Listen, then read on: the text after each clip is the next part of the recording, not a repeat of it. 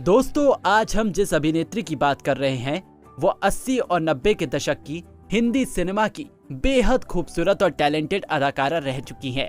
उन्होंने अपने अभिनय कौशल से सभी दर्शकों के दिलों पर राज किया और हिंदी सिनेमा में अपनी एक अलग पहचान बनाई। यदि आपने माधुरी दीक्षित का गाना चोली के पीछे क्या है देखा है, तब तो आप इनको अवश्य पहचानते होंगे, क्योंकि उन्होंने इस गाने में अभिनेत्री माधुरी दीक्षित के होते हुए भी अपने अभिनय की बेहद गहरी छाप छोड़ी है। जी हाँ दोस्तों, हम बात कर रहे हैं 80 के दशक में बॉलीवुड में एंट्री करने वाली बेहद खूबसूरत अदाकारा नीना गुप्ता की, जिन्हें विशेष रूप से स्वर्ग, नजर, मेरी बीबी का जवाब नहीं, उफ ये मोहब्बत और बधाई हो जैसी फिल्मों के लिए जाना जाता है। बड़े पर्दे की साथ साथ नीना ने छोटे पर्दे पर भी अपने अभिनय के जलवे बिखेरे हैं और एक अदाकारा होने के अलावा उन्होंने फिल्म निर्देशन में भी अपनी रुचि दिखाई है। हाल ही में 2000 के दशक में उन्होंने कई फिल्मों में मां का किरदार निभाया है, जिसके लिए वो बेहद चर्चित रही। इसके अलावा अपनी निजी जिंदगी के लिए भी काफी चर्चे में रही हैं। उन्होंने अपनी निजी जिंदगी में काफी दुख झेले और उन्हें कई मुसीबतों का सामना भी करना पड़ा, जिससे कई लोग अनजान हैं। लेकिन आज हम हमारी इस वीडियो में उनकी जिंदगी से संबंधित हर राज से पर्दा उठाएंगे और आपको उनके प्रारंभिक जीवन, करियर, पारिवारिक जीवन से रूबरू कराएंगे। तो जानने के लिए हमारे वीडियो के अंत तक बने रहें। बात करें उनके प्रारंभिक जीवन की, तो नीना का जन्म 4 मई 1959 को दिल्ली में हुआ। उन्होंने द लॉरेंस स्कूल, सनावर से अपनी शुरुआती पढ़ाई पूरी की और इसके बाद उन्होंने मास्टर डिग्री और एमफिल भी किया। अभिनय में दिलचस्पी उन्हें बचपन से ही रही है, जिसके चलते उन्होंने राष्ट्रीय नाट्य विद्यालय नई दिल्ली में दाखिला लिया और वहीं से अभिनय का कोर्स पूर्ण किया। अभिनय का कोर्स पूरा करने के बाद उन्होंने फिल्मों में काम तलाशना शुरू किया और 1981 में उनकी पहली फिल्म आई आदत से मजबूर, जिसमें उन्होंने मिथुन चक्रवर्ती और मोहन गोखले जैसे दिग्गज कलाकारों के साथ काम किया। लेकिन इस फिल्म से उन्हें कोई सफलता हासिल नहीं हुई और फिल्म बॉक्स ऑफिस पर बुरी तरह से पिट गई, जिसके बाद उन्होंने 1982 में ये नजदीकिया नामक फिल्म में काम किया, जिसमें उन्होंने शबाना आजमी, परवीन बॉबी, भारती अचरेकर और सुधीर पांडे जैसे अभिनेताओं के साथ स्क्रीन शेयर की। फिल्म बॉक्स ऑफिस पर मध्यम रही, लेकिन इस फिल्म में नीना ने अपने अभिनय की एक ऐसी गहरी छाप छोड़ी जिसके लिए दर्शकों ने उन्हें बेहद पसंद किया और इस फिल्म के बाद उन्हें कई सफल फिल्मों के ऑफर भी आने लगे। परिणाम स्वरूप वो 80 के दशक के साथ साथ मंडी, जाने भी दो यार, लैला, उत्सव, रिहाई, त्रिकाल, बंटवारा और डैडी नामक फिल्मों में दिखाई दी, जिसके बाद उन्होंने सन 1990 में डेविड धवन की सफल फिल्म स्वर्ग में काम किया, जिसमें वो राजेश खन्ना, गोविंदा, परेश रावल, जूही चावला जैसे दिग्गज कलाकारों के साथ स्क्रीन शेयर करती हुई नजर आई। फिल्म बॉक्स ऑफिस पर बेहद हिट साबित हुई। साथ ही इस फिल्म से नीना को बेहद प्रसिद्धि हासिल हुई।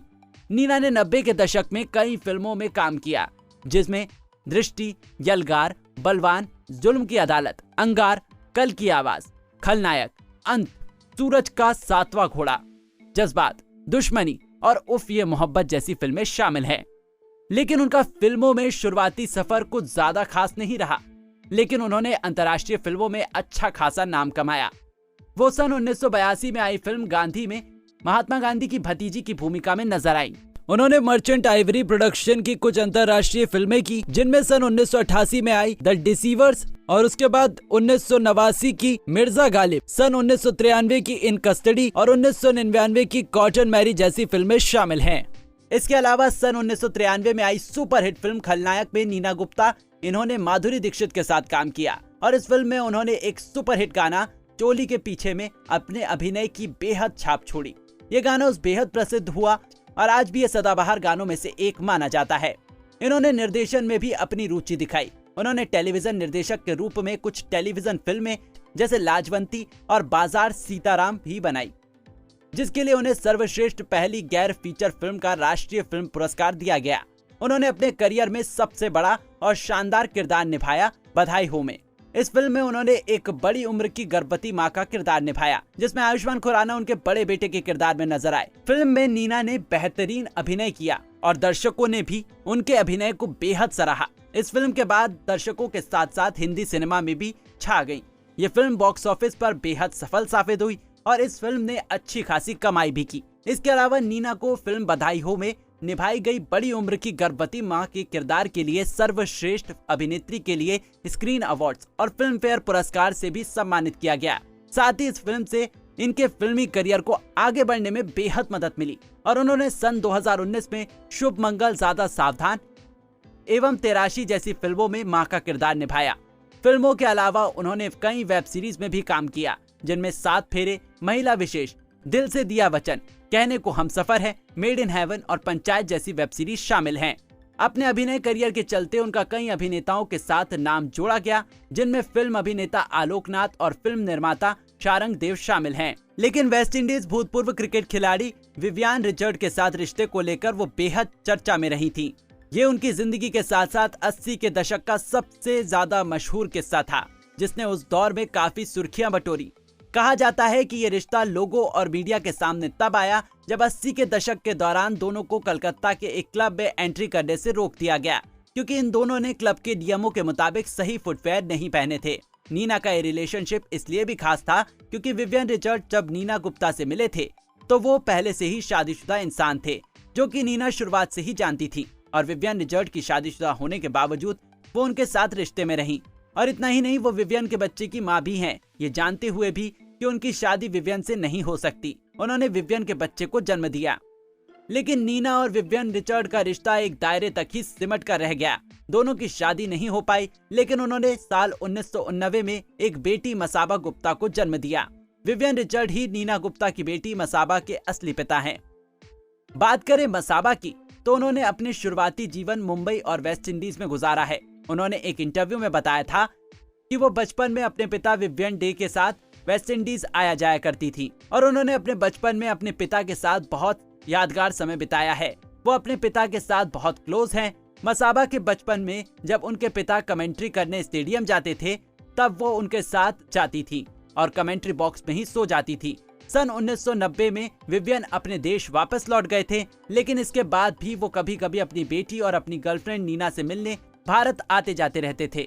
बता दें कि मसाबा ने फैशन डिजाइनिंग की शिक्षा श्रीमती नाथीबाई ठाकर से ली है, जिसके बाद उन्होंने अपने बॉयफ्रेंड और फिल्म प्रोड्यूसर मधु मंटेना से सगाई की। आज वो बेहद बड़ी फैशन डिजाइनर हैं और इंडिया के प्रमुख फैशन डिजाइनरों की लिस्ट में उनका नाम आता है। अब चलते हैं नीना के पारिवारिक जीवन की ओर। तो उनके पिता का नाम RN गुप्ता और उनकी माँ का नाम शकुंतला गुप्ता था, जो कि दिल्ली के रहने वाले थे। इसके अलावा उनके भाई बहनों के बारे में कोई भी जानकारी पब्लिक डोमेन पर उपलब्ध नहीं है। बात करें उनकी निजी जिंदगी की, तो उन्होंने सन 2008 में नई दिल्ली स्थित चार्टेड अकाउंटेंट विवेक मेहरा से संयुक्त राज्य अमेरिका में एक निजी समारोह में शादी की, जिनसे उनकी कोई भी संतान नहीं है। इन दिनों मुंबई में अपने पति और बेटी के साथ एक खुशहाल जिंदगी जी रही हैं। साथ ही अच्छा काम मिलने पर हिंदी सिनेमा में काम करने में भी दिलचस्पी रखती हैं। वो अपनी बेटी के साथ बेहद क्लोज हैं और अपनी बेटी को उन्होंने कई साल तक सिंगल पेरेंट होने के बावजूद भी बेहद अच्छी जिंदगी दी है। उन्होंने हिंदी सिनेमा में अपने अभिनय करियर का बेहद शानदार तरीके से प्रदर्शन किया है। इसके लिए उन्हें हमेशा याद किया जाएगा। साथ ही उन्होंने अपने निजी जिंदगी में भी एक बहादुर लड़की और बोल्ड गर्ल जैसे कई उपलब्धियां हासिल की हैं। लेकिन पर्दे पर भले ही उन्होंने बोल्ड किरदार निभाए हों, लेकिन अपनी असल जिंदगी में बेहद शर्मीली किस्म की लड़की रही हैं।